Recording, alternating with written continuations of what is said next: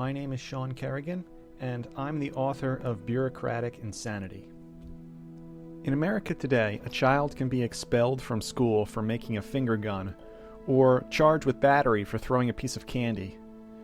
Older children are thrown in jail for truancy, or they're threatened with having to register as a sex offender for streaking at a football game.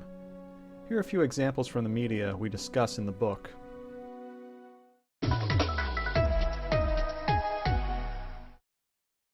New at 5 tonight, an elementary school student is suspended just days before the end of the school year. And it's all over a toy gun. Pittsburgh's Action News 4 reporter Marcy Cipriani spoke to the family.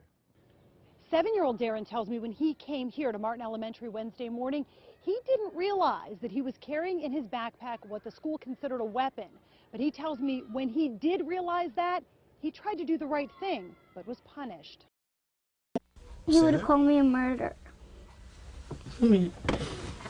That's what Melody Valentine says classmates are calling her at Newland Fell Elementary School in South Philadelphia. She pulled out a paper gun last week and says an administrator scolded her in front of the class. Her mom says staff even searched her with other kids watching the whole time. I'm waking up at 3 o'clock in the morning and my daughter's in the bathroom crying.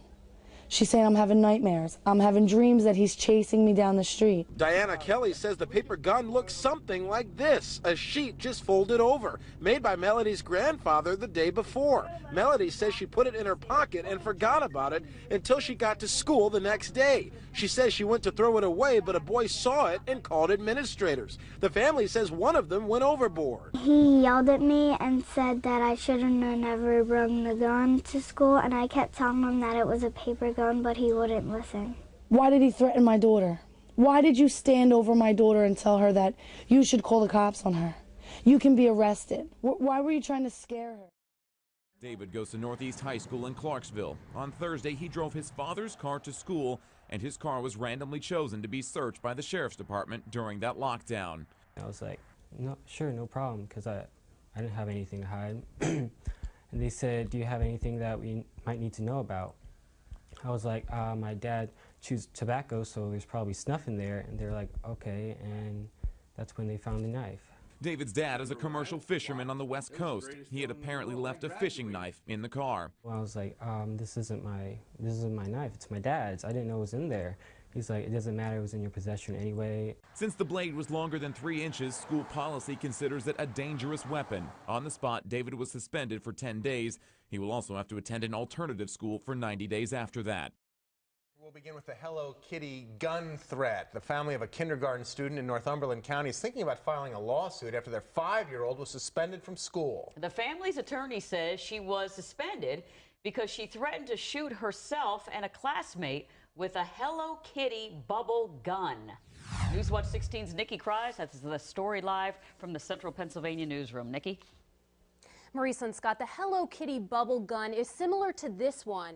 It is a toy made for children ages 3 and up, and it shoots bubbles.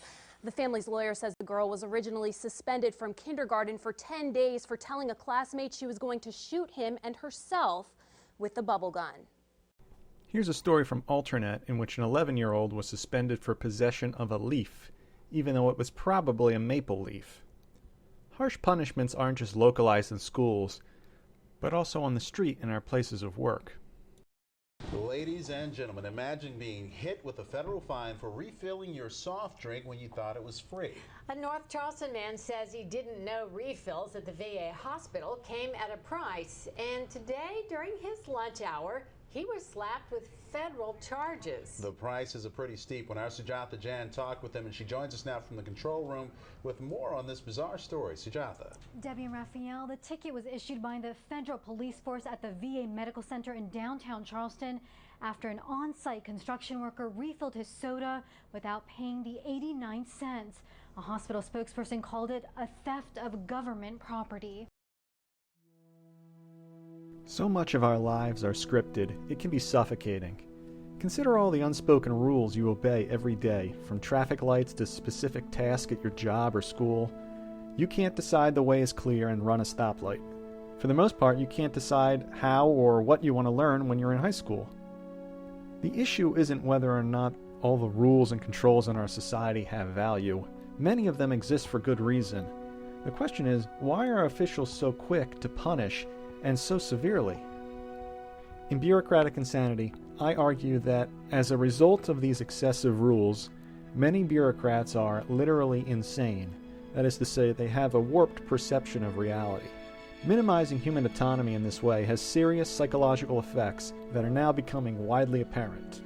The book is broken into 3 sections. First, we document the tendency for bureaucrats to be unnecessarily vicious in the enforcement of arbitrary rules. Then we discover how our society got this way. How did our lives become so micromanaged? Is there something wrong with our culture, the competitive work environment, the government, or is it some combination of invisible forces?